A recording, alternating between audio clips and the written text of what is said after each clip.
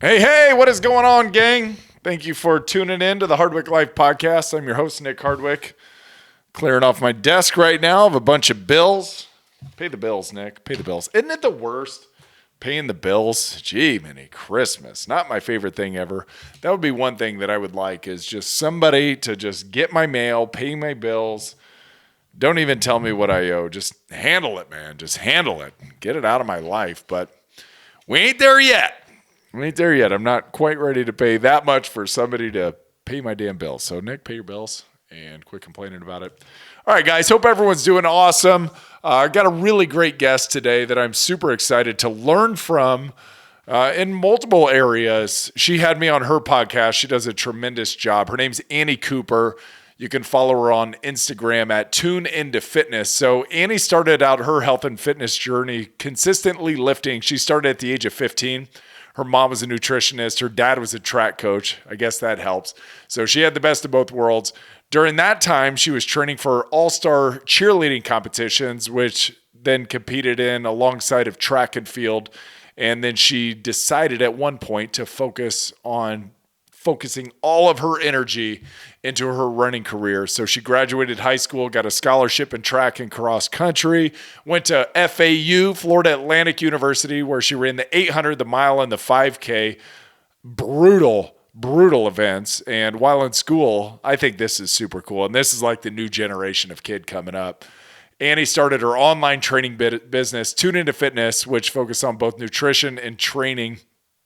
And she graduated with a bachelor's in communications and broadcasting. She had a goal of becoming a sports reporter, but when she graduated college, the demand for online training was too high. So she expanded that training business to be both in person and online and coaching full time. And she's now coached and trained over 1,000 individuals, and she's hosted several events all over the country. Oh, yeah, and in the meantime, she's done several fitness bikini competitions, which pushed her to her mental and physical limits. And that's helped her also with her coaching business.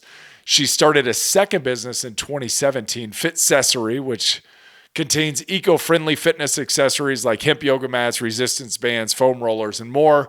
And the products are in numerous yoga studios, gyms, and stores all over the country. And Fitcessory, this is huge for Annie, recently partnered with GNC to carry their items. So pretty damn awesome. I think she's got a lot that she can teach us there about networking, about all that. I think she does a absolutely tremendous job.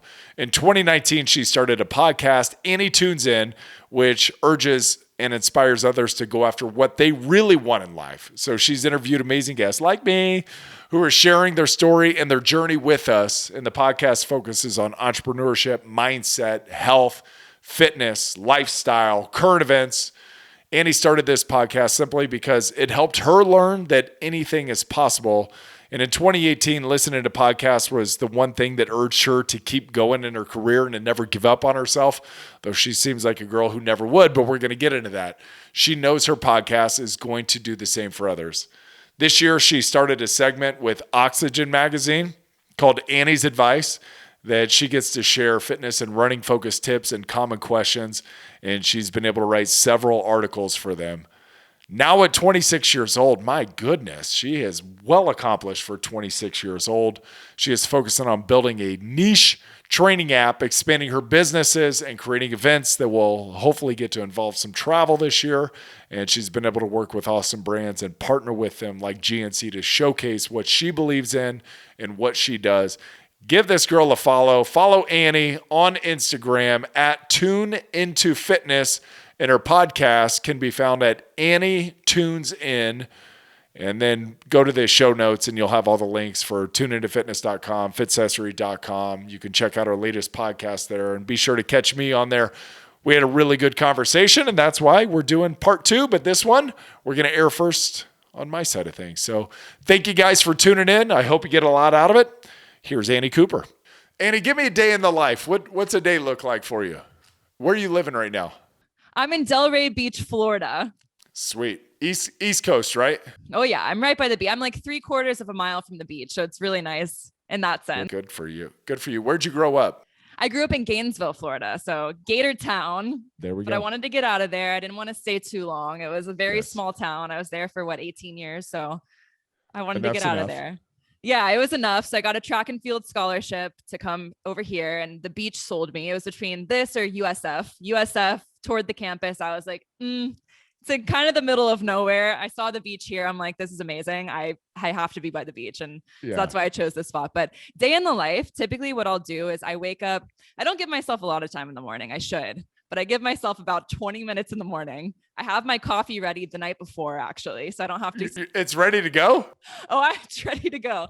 I have it freshly brewed. I throw it in the microwave and I grab it and I go. So I wake up in the morning around 6 a.m. and I start with my clients around 7. So typically I'll train clients. I either go to their houses, I have Zoom sessions, or I have a gym in my garage. So it's like a 2.5 car garage. I made it all into a gym so people will come to me. So usually from about 7 a.m. until like 11, I'll train clients just straight through. And then I'll come home. I do intermittent fasting. So I'll come home, I'll have breakfast at like 11:30, 12. And then I'll have like a Zoom call, whether it's a podcast or a meeting. I'll have different brands that I work with or whatever it is. So I'll have, some type of Zoom meeting when I get home, whatever that is. And then I'll kind of do just a bunch of work. I have another business, Fitcessory, which I have yoga mats and resistance bands. So I'll pack some orders, get those ready, take them. That's super cool.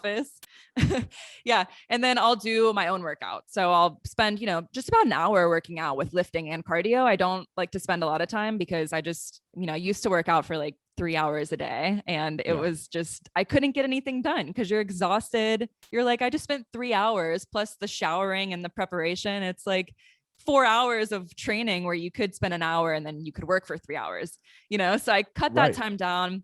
Yeah. I made my workouts a lot more intense. So they're very intense, but it just for an hour. And then after that, I'll usually do some sort of filming, whether it's like film my workout or film a new recipe for my clients, some type of filming, whatever that looks like. And then I might have like 1 or 2 more clients in the afternoon, whether it's again, Zoom or in person. I might go to the beach at night. I love going to the beach at like sunset and just biking over, ride my bike over, sit there for a little bit, or I'll walk along the beach. It's like so relaxing, listen to a podcast or something or some music.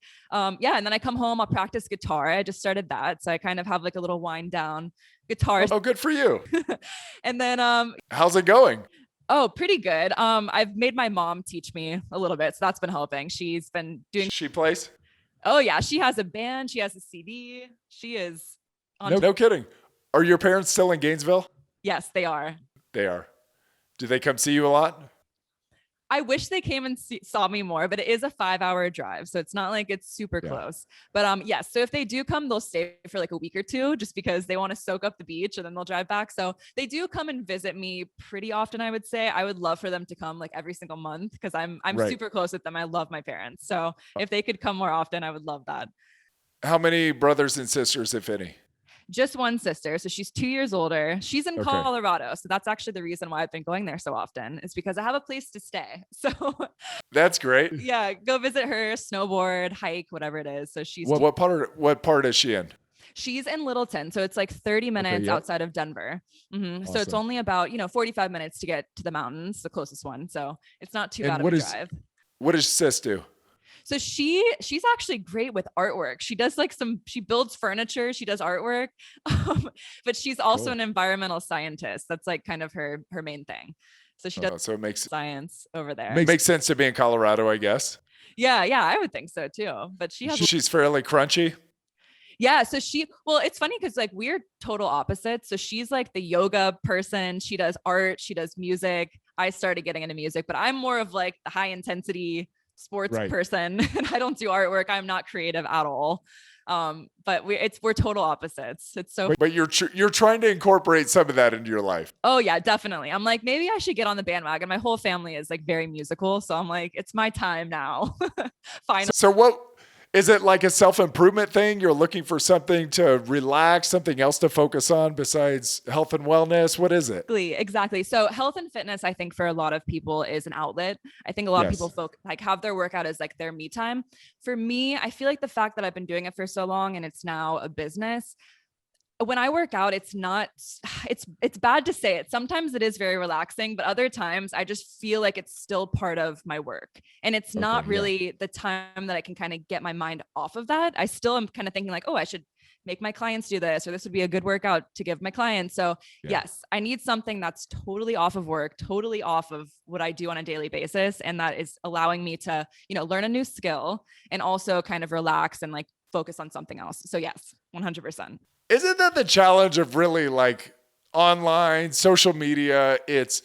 And I have the same mindset. It's like you're looking at everything through the lens of this would be good for this, or this would be, it's like, oh my God. And sometimes it did. And it always was as a kid an outlet to go play in the weight room or go play on the field or go play just running it, whatever you're doing. It's like that's play. But now it's like, now you've made it work. And so I guess that's one thing is I was thinking you do your workout separate from your filming. So I think that's pretty smart, but still it's hard to go, this is just my time and I'm going to play and this isn't client time right now. No, it really is. And sometimes I think too, when it comes to fitness, like there's so many, and I know we talked about this last time we talked, but there's so many different areas of fitness. So sometimes even for me, like I could do, I don't know, a Pilates class or go rock climbing, for example. Yes. That's still considered fitness, but that actually for me could be like me time because it's not really what I'm doing on a daily basis. It's still fitness and still being active, but it's a whole separate niche thing. So Yes. I think even incorporating that could be something that could be awesome to focus on. That's different from what you're doing on a daily basis.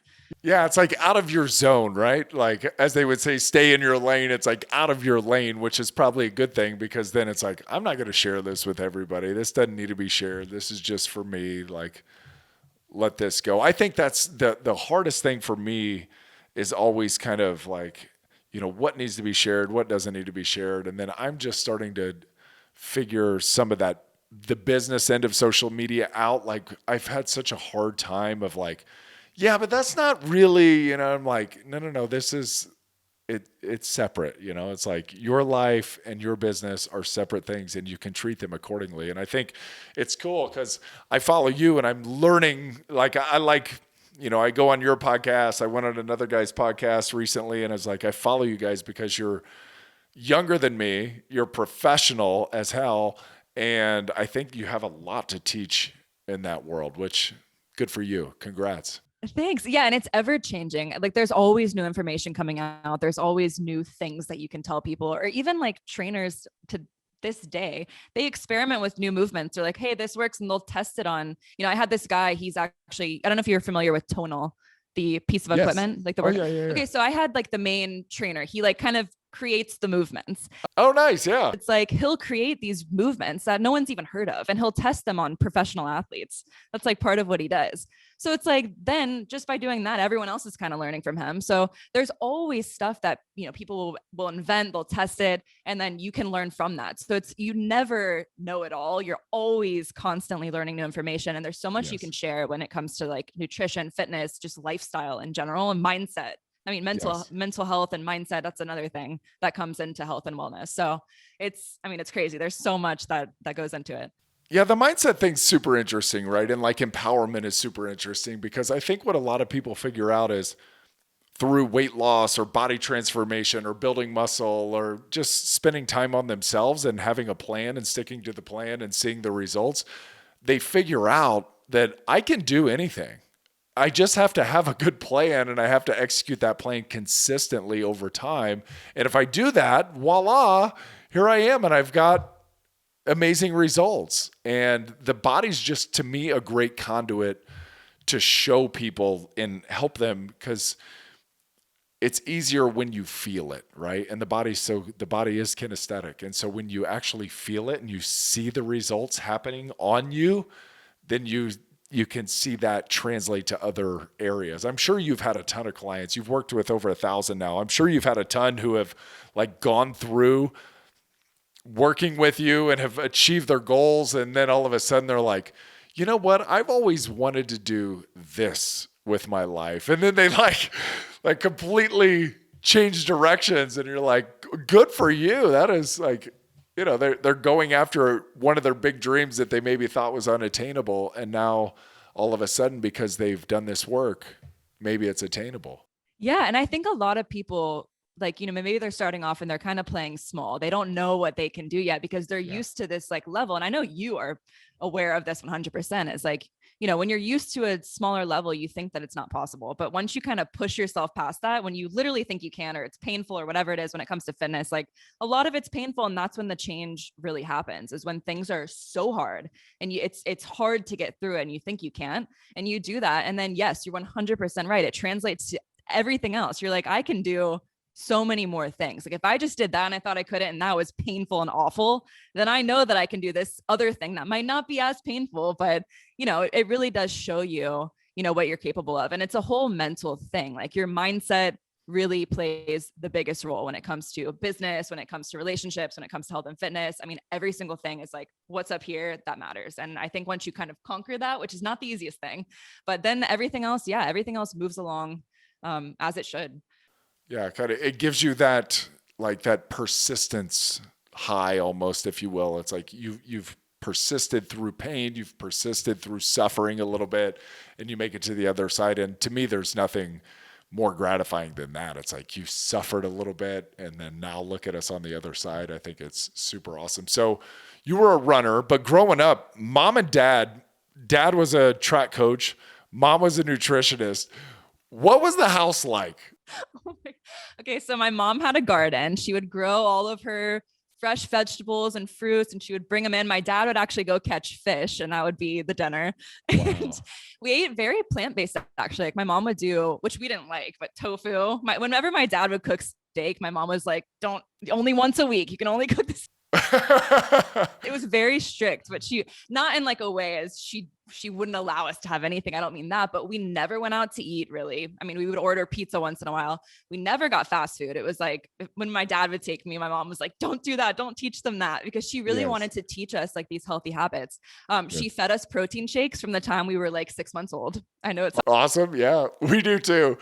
We do that. Oh yeah. Vitamins. She would hide the vitamins in our smoothies, but it was very plant-based. It was super healthy. I mean, everything was organic. She would teach us at a very young age about labels, like how to read labels. And like, I would always ask her from like 8 years old, I was like, "Is this healthy?" Or like, I would look at the back of a label and be like, "Well, what does this ingredient mean?" And she would say like, "If you don't know what it means, it's probably not the most natural." And then she would kind of teach me like, how to read labels. We would go out to eat and I was like, okay, so I would ask her like, "Is this healthy on the menu?" Like from a very young age, she was teaching me and I was so interested in it. And then my dad also, of course, he ran track and field when he was younger and was amazing at it. And then actually when I was in high school, the first year, I think it was, the first year, he wasn't my coach. I had another coach. He saw that I was not kind of performing well. And then the coach actually wasn't going to stay any longer. And he kind of offered to become the coach at the high school. And he was just for me, actually, because he was like, "You could do so much better if you had good coaching." And I was like, "You're right." So he became the head coach. He actually still does it on the side just for fun. He just, no kidding. But he was my coach all through high school. And then even in college, like I did have a coach in college, of course, but he would still help me and coach me. And, when I went home for Christmas break or whatever it is, he would ride his bike beside me and help pace me. And it was kind of like a fun thing that we would do. And we still actually do it just to help push me a little bit more. My mom is super, obviously, health freak, but, the household was definitely very, very healthy, very just all natural, organic. And it honestly helped me so much. I think if I didn't have that, I would not be where I am right now as far as the knowledge goes and just being so interested in it. Okay, so many questions about that because I'm a parent. I got a 10-year-old boy and an 8-year-old boy, professional athlete. My wife was a collegiate athlete. She's super into health and nutrition as well. And I'm always so like, if it were my world, I would be more like your mom. Like, we're not doing this, we're not doing that. But my wife is like, no, you have to allow them a little bit, right? Like, hey, and she doesn't limit them. So, hey, I want a dessert. Good, go get a dessert. You can have some ice cream. That's totally fine. Hey, you can have some animal crackers. Totally fine. And then she's like, they will self-regulate if you allow them to self-regulate. So that's, if it were up to me, it's like, get that crap out of the house. We're not having it here. They don't need it. They don't even need to know about it. But she's like, yeah, they do need to know about it. So that I was I'm learning from her a little bit, but also I think it's really interesting. Like, was there ever a time that you struggled with food or your sister struggled with food? And I know it's different having boys and having little girls around food. Did you ever struggle with it, or did you ever push back or anything like that? So actually, so my mom always made everything taste really good. So I didn't crave any of the bad stuff. I didn't crave anything that was kind of unhealthy, candy, nothing like that. But actually the time that I struggled with food is when I stopped asking for like help from my mom and like what's healthy, what's not. And I tried to do it on my own. And so when I tried to do it on my own, I think I was 16, and that's when I started really getting into like dieting, but not in a good way. It wasn't like clean eating and eating healthy like what my mom taught me. It was thinking I could do everything by myself and starting to count calories and thinking that I needed to eat. I would make myself eat like 700 calories a day, which is nothing. And I would run 10 miles a day. Yep. I would go. That'll jack with your hormones in a hurry. My stomach would burn because I was so hungry. And I was like, well, I guess is this what I'm supposed to do to have abs? And I already had abs. I don't know what I was thinking. I don't know. More abs. Yeah, I was like, I need more, but it went the opposite way. So yes, when I stopped asking from help, actually from my parents, and stopped listening, then I started to have issues. And yes, so I had issues with food where I was under eating a crazy amount. And then I actually gained 20 pounds when I kind of got off of that. And then I got into a place mentally where I was like, oh, I hate how I look. I can't perform well. I feel heavy on my feet now running.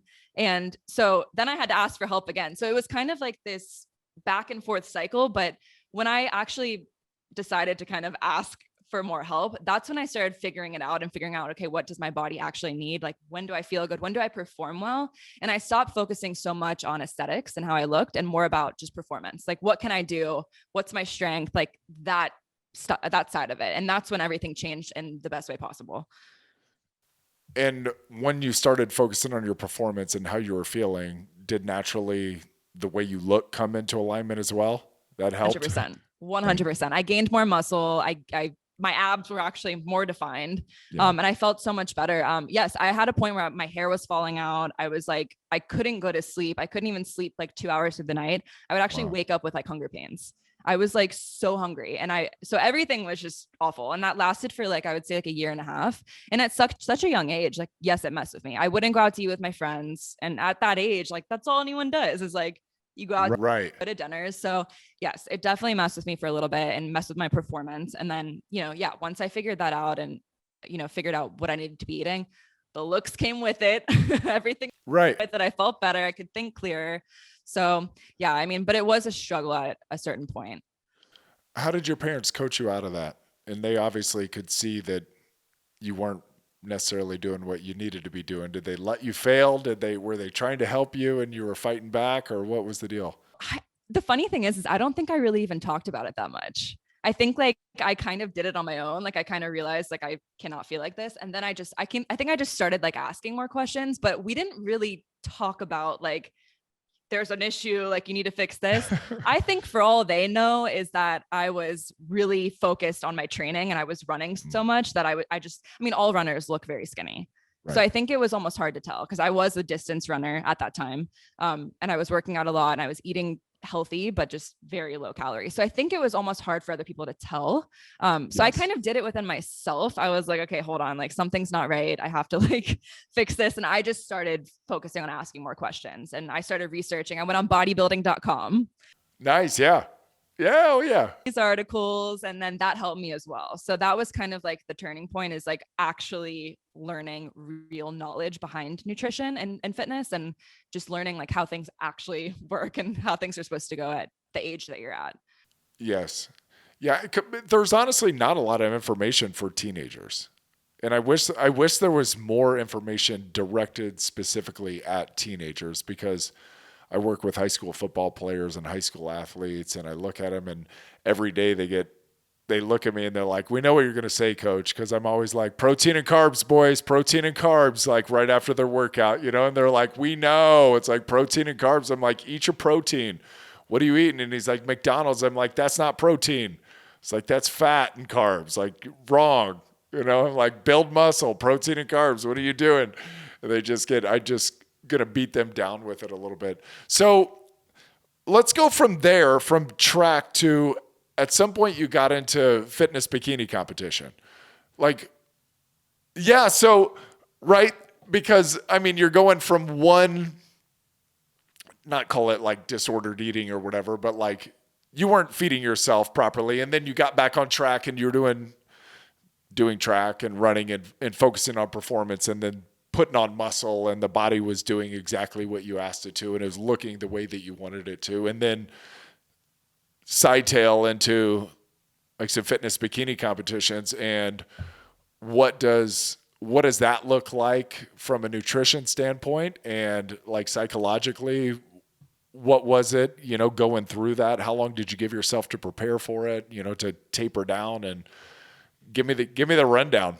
That was the other bad thing. So that was actually when like Instagram was first starting with like the fitness side of things, when people were like posting their progress. And a lot of it, I don't know if people remember this, but a lot of it was competitors and like getting ready for a competition, and people would share the process. And those were the people, well, from my knowledge, at least from what I remember, those were the people that were the most consistent with posting and kind of who people would look up to, or the people that were kind of getting in this competing world and sharing like their day to day. This is what I'm doing to get shredded, or this is what I'm doing to put on size. It was like those type of people. So I started really looking up to them. And that was when I was running track at the same time. And I think just looking up to them and getting more into the lifting side of things when I got to college, just more so. I was already into lifting, but I just was focusing on it more in college. I think part of it was like, you're in freshman year in college, you want to look a certain way and build muscle as a girl too. But I was like one of the only girls in the weight room at that time. I was like, oh, no kidding. Really there would be like one or two other girls in there. So I actually started posting my stuff on Instagram as well. And then I was like, maybe I should be like these other people and do a competition. So I decided to enter one. I was already in pretty good shape because I was actually running track at the same time. Right. So I started lifting more. I gave myself I think only 6 weeks to prepare, 5 weeks. It wasn't that much. Right. But again, I was already fairly lean. So I kind of just, there were other people at the gym that were getting into it and doing it. There was like 2 other guys. So I was like, well, I'll just do the same one that you're doing. You can tell me who coaches you, where I get my bikini and all that. Yeah. Yeah, that's right. So I entered the first one. I got dead last. It was awful. I was like, I would never want to do this again. It was so hard because the diet too. Oh my God. It was like asparagus and chicken and sweet potato and no sweeteners, no nothing. It was just, that's it. And I was also in the dorm room.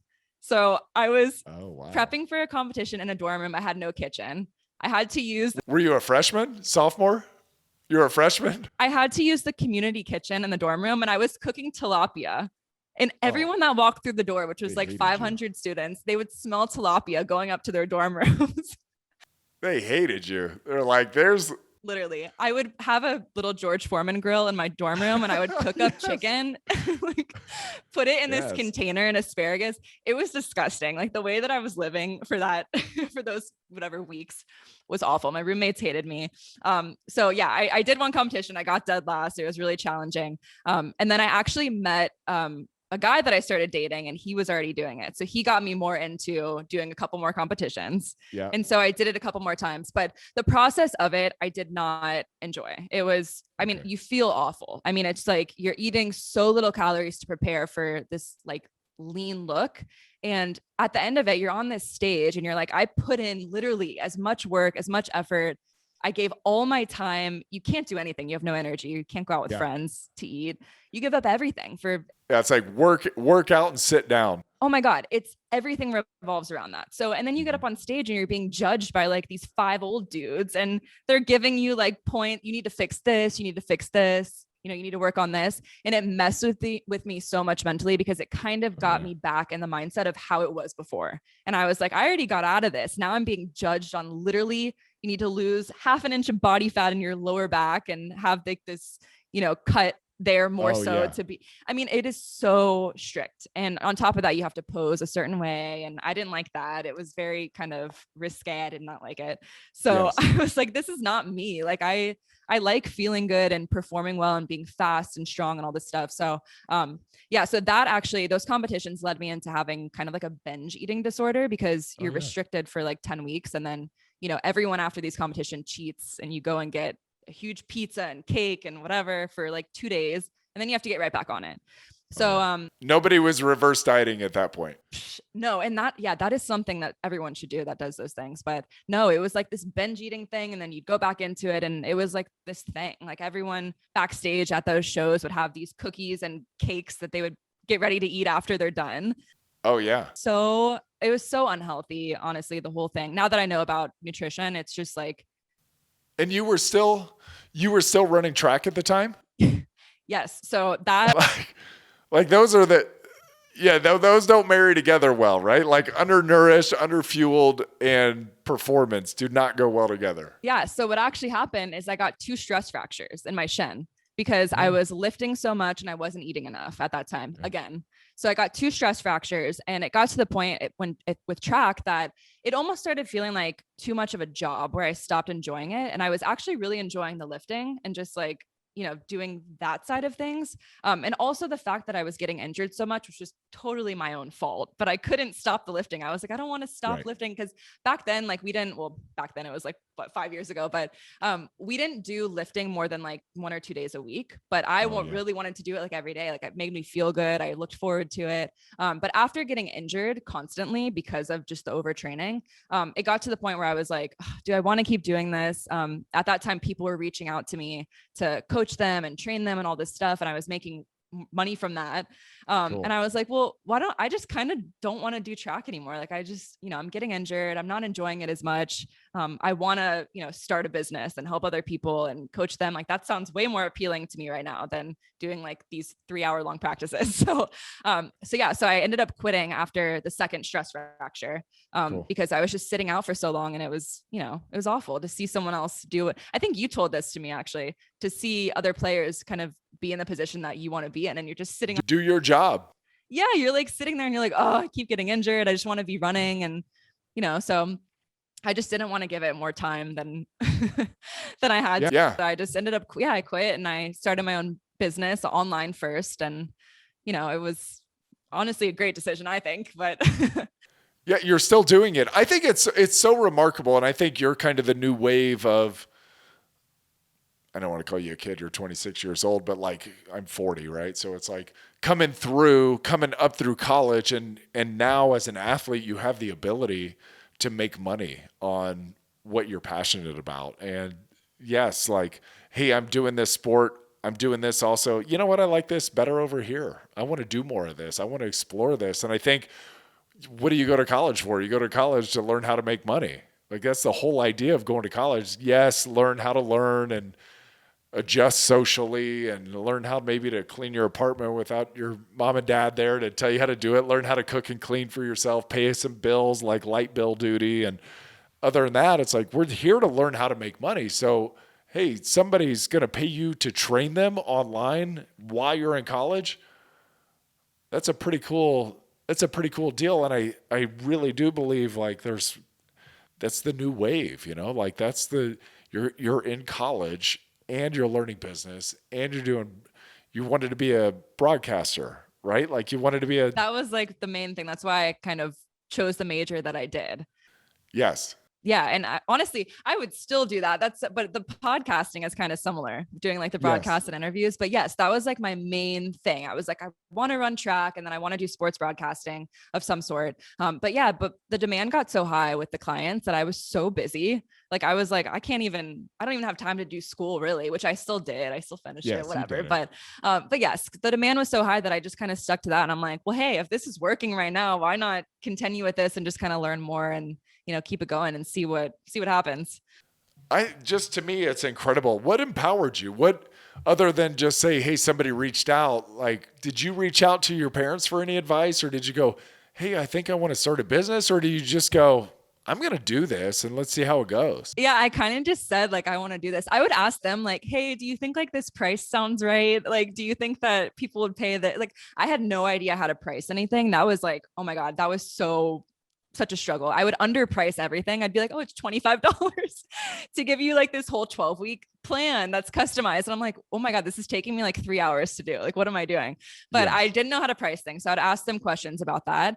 And at the time I was doing more like lifting programs, but I would always ask my dad because he was so involved with running, kind of like different running workouts and stuff like that, because I knew how to do it kind of just from running, but I didn't know how to put it together from a coaching standpoint. So, oh yeah, I still ask him questions and he's so smart about that stuff. And then my mom, of course, I could ask her stuff with like, hey, like nutrition, like what should, different calorie amounts and stuff like that. But as far as business, no, I tried to figure it out just as I was going, and still is a struggle for sure, but it's a learning process, of course.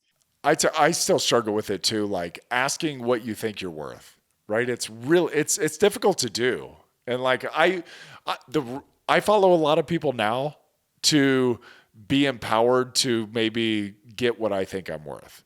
So there's people out there that I know charge way more than me, and they help explain why they charge that much. And I'm like, oh, okay, because I'm such a value guy. Like I want you to, I want you to think that this is a good value. I don't want, to be too critical of it. It's like, but like you said, I'm spending hours on this to give you a custom 12-week program, and I'm charging you what? Like, what? Some of it just, none of it, some of it doesn't make any sense, but it's like, I don't want to ask you for money. It's hard to do. No, really. And I think that's the hardest part is like when you don't believe you're worth it at first, when you're just starting out, you're like, well, I don't even know if I can do this, first of all. But you're like, Yes. I don't even know how to say if I'm worth this because I don't know.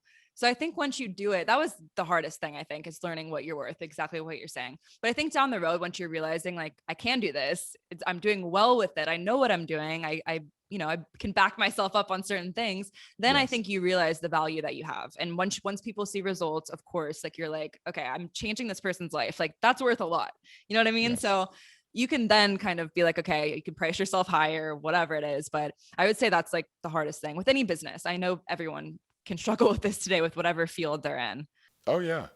What do you wish? So after 1,000+ clients that you've trained over the years, what do you wish you knew then that you knew now?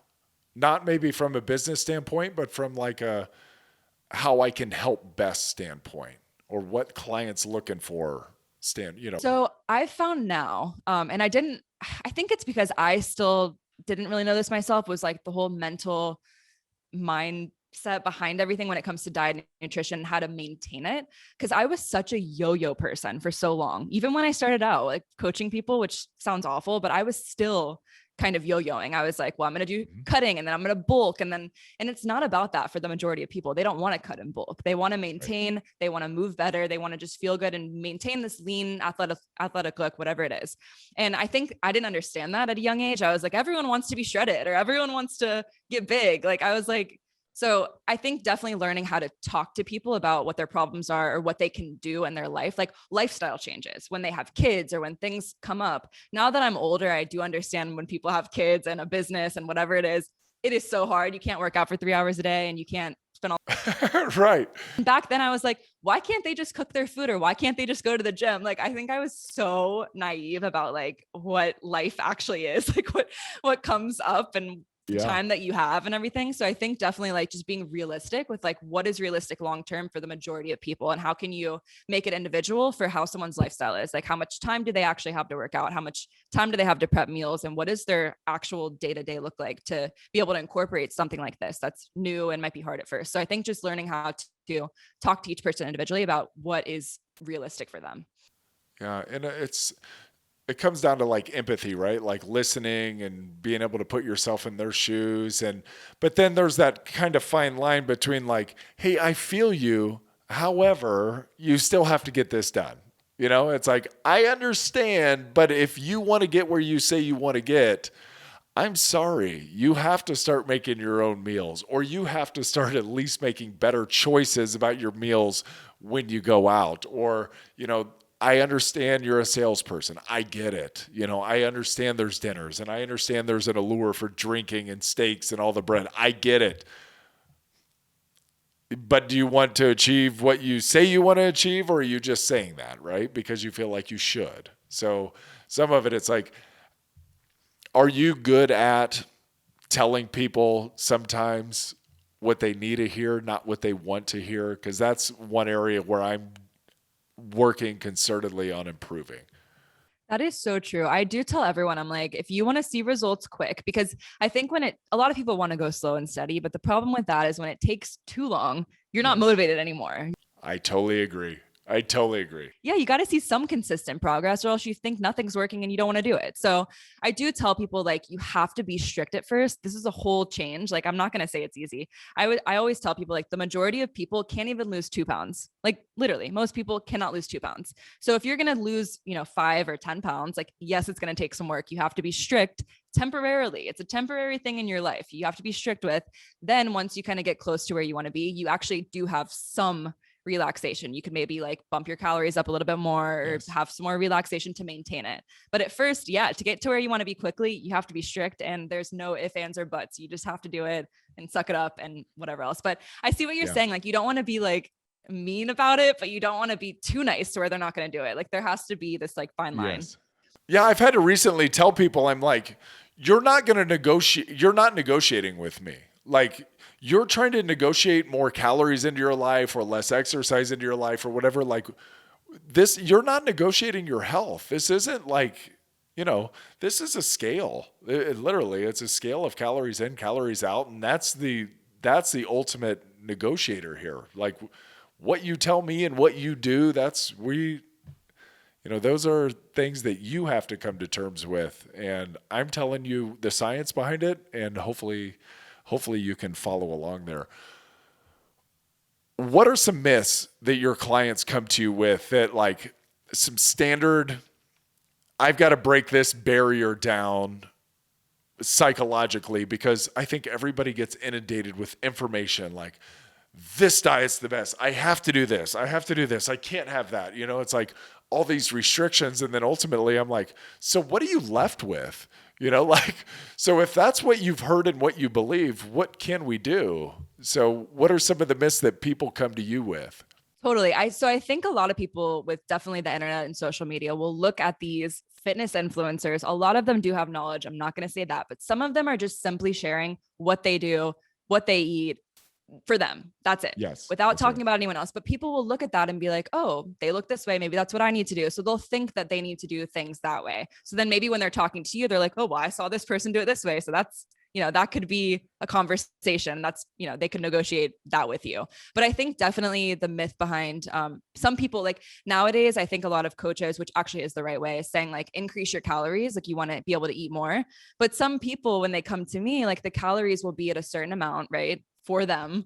And they'll be like, well, shouldn't I be eating a little bit more because, muscle and all the, I don't know, whatever the excuse is, but I'm like, no, maybe it will change. But at first, like you got to stick to this. So I think either like the calories definitely is a myth, like maybe, you don't want to eat too little. That's definitely true, but you have to not eat, and you can't eat in a surplus for your body if you're trying to lose weight. So I think having like that fine line between that. And then also like all these diets, which I cannot stand, like the Atkins and I think Optivia is a new one where it's like you get 2 bars and you get their soup and their oatmeal and a shake or something like that. Perfect. Lose weight. I've had I think 10 clients come to me after doing that and they gain it all back because it's not maintainable. And they always fall into these traps of these like very restrictive programs. And then it's made for you to kind of gain it back. It's kind of like their plan, I think. So then you come back to the plan, right? You go in like these weird 6 or 4 or 8 week cycles or whatever. And it's like, this is working. And then you go back to real life. You get to where you wanted to get, you go back to real life, you put on all the weight, maybe a little bit more. And then you come back to the plan, you get back to where it's like, this is the only thing that works for me is MetaFast. Yeah. So I think like the main myth from what I would say is putting all these diet plans together is like, you have to eat these specific things in order to lose weight or this specific amount to lose weight, which is not the case. Like I always say, like, no food is really off limits. Of course, you want to make the most of it clean. It has to digest well, all of these things, but it's not that you have to eat a specific type of food. It's not that. It's just, your calories have to be in check. Your macros have to be in check. You want to make sure obviously most of it's healthy, but it's not like you have to eat sweet potato and chicken. And I think that's the mindset that people have behind dieting is that it's just that it's like chicken and sweet potato. That's what people first think of. And it's like, no alcohol, obviously all this stuff. So I think that's definitely a myth. Of course you'll incorporate some of that, but you can spice it up. You can make it taste good. You You put some peanut butter on top of your sweet potato and add some. Oh, so good. I know you said you love peanut butter. Oh my God.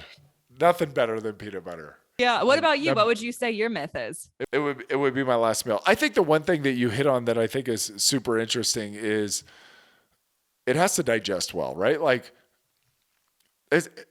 some people would say like, I'm allergic to this, or I can't have gluten, or I can't eat these high lectin type meals or FODMAPs or whatever, it's like got all these things. They upset my stomach.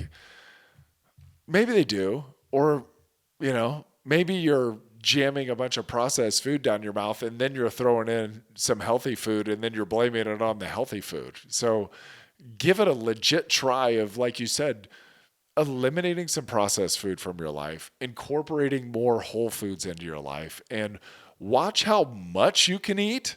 This is the one thing that I took a picture of all my meals yesterday and was going to do, and I know you've done this and probably do it pretty frequently, is like a day of meals, right? And it's like when people look at it that are thinking you're on a diet or you're lean, they're like, you can eat that much food in a day?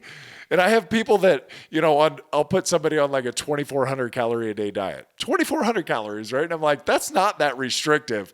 And and they come to me and they want to lose 30 pounds. So they're like 270 pounds, 290 pounds. They're like, Nick, I can't get through all 2,400 calories. And I'm like, okay, first off, that's bullcrap because you've been eating much more than that for a consistent period of time to get to where you're at, right? But when you are eating whole foods, 2,400 calories seems like a lot. So yes, you're full because you're eating cruciferous vegetables. You're eating things high in fiber. You're eating good carbohydrates. You're eating lean protein, all in like good healthy fats. Like, so, okay, wow, 2,400 calories seems like you're eating 5,000 calories a day because it's very nutrient dense. And guess what? It sends signals from your stomach to your brain that I've had enough to eat and I don't need any more. Please stop feeding me, sir. And so now naturally, when you're eating whole foods and eliminating packaged crap, then your body just comes back to the way that it was meant to operate. And so that, and then like a lot of like, I can't have this, I can't have that, this is better. It's like, there's a lot of like restriction unnecessarily when I go, well, how does it make you feel? Well, they said I couldn't have dairy. Well, it's like, okay, well, maybe you can. Like go on an empty stomach, drink an 8 ounce glass of milk. And if your stomach doesn't get upset, then you can have dairy. Like lo and behold, it's like, how does your body process it? Like you said, how do I digest it? So I think those are important things for people to actually listen to their body, but give their body a chance to speak to them by not jamming it up with a bunch of unnecessary crap and allowing like the real food to speak to it instead of the bad stuff, which probably causes gastric distress in a lot of people. Yeah. And I think one thing to touch on about that too is it's super important to have variety because like, let's say you do cut out cheese or whatever for a long period of time, you can make it to where then your body is kind of a little bit intolerant to it because you haven't had it for so long and it's not used to it. Yeah. And then you might actually have some problems, but it's like, what are you never going to have pizza for the rest of your life? You're never going to have cheese. So you can't cut anything out completely because it's just not realistic. Because then once you introduce that after a long period of time, then yeah, you might have some issues because your body's just like, what is this? Yeah. Oh no. You blow up. Yeah. So I totally agree. I think it's important to kind of figure out like, yeah, what works for you, what makes you feel good, number one. And then obviously always including variety, like make sure there's a ton of variety and you're switching out the types of vegetables, the types of fruit, whatever it is, just so that you're not getting used to one certain thing. And that's way, you can maintain all this, this whole lifestyle forever and you can have what you want when you go out to eat and without having, a ton of issues. So yeah, 100. Sustainability, right? It has to be sustainable. And I feel that way so much about my food and my workouts now. It's like, can I see myself doing this when I'm 50? Because if I can't, I don't know if I should be doing it now because I may not make it to 50 still doing this. It's like, I wish I could do some of the things that I used to be able to do, but by God, I just can't. It's like, and you get to be 40 and you go like, gotta accept it. in a way I or know two. it's the worst, but also like what we mentioned before, there's so many activities that you could do. Like you could go So many. surfing, you could do skiing, you could go rock climbing, so there's always like, even if you can't do certain things, there will be other things that make you feel good and also kind of challenge you in different ways. So that's always super important, I think, to, include and add in and, always do something different. All right, a couple things before we get going, because I want to ask you, you got Fitcessory into GNC. Congrats. How'd you do it? And what are we going to be looking for in GNC? Well, so they actually reached out to me. I had my products on this like website that's used for people, for like, I guess, different vendors to kind of look at your products and reach out to you. So they reached out to me and I thought it was like a prank. I'm like, there's no way. Like it's Yeah, sure. You need my credit card, right? yeah, I was like, there's no way. Yeah, there's no way. So they asked me to send them like a sample and I looked up the address and like the person that asked it. And I was like, oh my God, this is like a real person. And they were like, oh, we love it, whatever. So yeah, like a year ago, I started, I guess me started with them. You and the mouse in your pocket. Yeah. Yeah. Yeah. So it's hemp yoga mats and it's all, I manufacture everything overseas, but I design how I want it to look. I have a graphic designer for the resistance bands. So they're like fabric resistance bands. So they have like donut patterns and pizza on top, like different fun designs. Cause everything was like black and gray from what I saw a year or 2 years ago now. And I wanted to make it more fun. So I got a designer and we designed all these like fun patterns on them. So it's resistance bands. We do have like the latex, like pull-up bands, like the typical ones, hemp yoga mats and different types of yoga mats, and then foam rollers, which are also eco-friendly. Nice. But a lot of it now has just been figuring out like what is the highest selling type of products, like what's the design that people really enjoy, and kind of just like producing more of that and new varieties of that, like different colors, different patterns, and focusing on that. But I don't know, like as far as like what's in the future and new stuff, I don't know. I've been thinking about that as well. What's selling the best? Definitely the hemp yoga mats and the resistance bands, like the patterned glute bands. Those are selling the best. Yeah. That's what people love. So that's been awesome. Yeah, because they were coming in like black, gray. You had like the pastel, like the green, the pink, and the blue. Yeah, that was it. So I was like, I want to make this fun. Inside of every band, it says, you got this. So when you put it on, I was like, I would say it to my clients all the time. And they're like, they would make fun of me and be like, you got this. And so I put it on the inside of the band, just so like when you open it up, when you're about to put it on, you can like see that little motivational saying. So that's kind of like the motto, I would say, is you got this, because you do. So I always, I put that inside of every band, and it's on different labels on the products as well. And then you're also writing articles for Oxygen. How awesome is that? How'd that come about? Well, so I was their ambassador actually, and I did like some live workouts with them over quarantine and stuff. And so I'm now still their ambassador, and we have a segment called Annie's Advice, and it's like, well, not right now, it's once a month, and it's kind of talking about like running and fitness. It's a lot of running based stuff because that's kind of what I started out doing. So that's, I would say I have the most knowledge in running, just because that's the thing I've done for the absolute longest amount of time. And so yeah, so then I wrote some articles on running and on different stuff for them. So that's been awesome. And then, we're still kind of doing some stuff together, which has been really cool. Do you still run a lot? Yes. I'm going to do a 5K in like 3 weeks. So yes, I go to the track like once a week, and then I run like, I would say 5 days a week. So I have a treadmill behind me. Yeah. Oh, you run on the treadmill, or do you get outside? Usually outside, because I like to run to the beach and make a little loop. Yes. But if it rains so much in Florida, we had a big storm today. So I'll be doing the treadmill today. But all good. A lot still, which has been awesome. Still distance or intervals, or what are you running? Everything? Yeah, a little bit of everything. The distance, I don't really go more than like 5 miles at a time. Honestly, my knees have started to hurt a little bit, I gotta say. So I go like 5 miles for my runs, and then I do a lot of intervals. So like, 800s, 400s, stuff like that, like different interval amounts. And then, certain rest in between. Hills, I like to run hills a lot. That helps. Perfect. Those are so good. And even as you get older, I think hills are just, it naturally decreases some of that force that's coming down, but really taxes you cardiovascularly and the musculoskeletal system. Like you're generating force, and it's so good for you. It's so hard. Yeah, I totally agree. Well, Annie, this has been awesome. Thank you. Yeah, thank you so much for having me on. I enjoyed it. And tell the people where they can follow you, where they can learn more, and where they can get coached up by you. And give me your target client. Well, a lot of my clients, I would say, are anywhere from like 30 to 60 age range. There's Cool. no target though. It's everyone. I would say that's the majority of people that I get, men and women. It's literally 50% men, 50% women. It's very, Oh, cool. Good for you. yeah, it's not just women. So it's Did everyone. that, does that surprise you? Kind of. Or did it? Kind of, but at the same time, I do like to kick people's asses when when they train with me. I do not take it easy. I know some women are like, I want a nice little, not all women, some want a nice little easy workout. They want to stretch, whatever it is. I don't do that. I like to really push people and push people to their limits, do some athletic training and conditioning and make it intense. I do mostly like 30-minute sessions typically. Cool. So it's very intense though. I would say if you want to really work hard and kick some ass, then yes, that would be my target audience. But yeah, so you could find me Instagram, YouTube, TikTok at Tune Into Fitness. And then my podcast is Annie Tunes In. YouTube, I think I said that, but website is tunedofitness.com. It's all under that name. App coming soon. Yeah, would give me a little bit about the app. That would be fun. Oh, it's been like a freaking disaster so far, but done because it's taken so long. It's not an actual disaster, but it's taken a lot longer than I expected. That's why I'm saying that. But it's gonna have a Map My Run app or part of the section on that.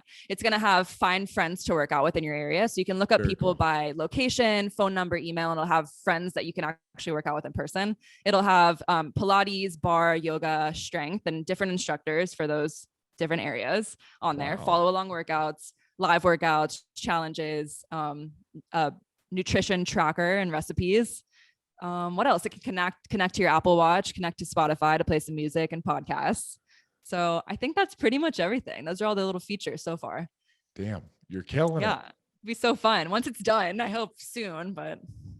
Oh, that is awesome. Well, Annie, thank you so much for this. Yeah, and sharing your knowledge and wisdom with us. Yeah, thank you so much for having me. All right. We will talk to you soon.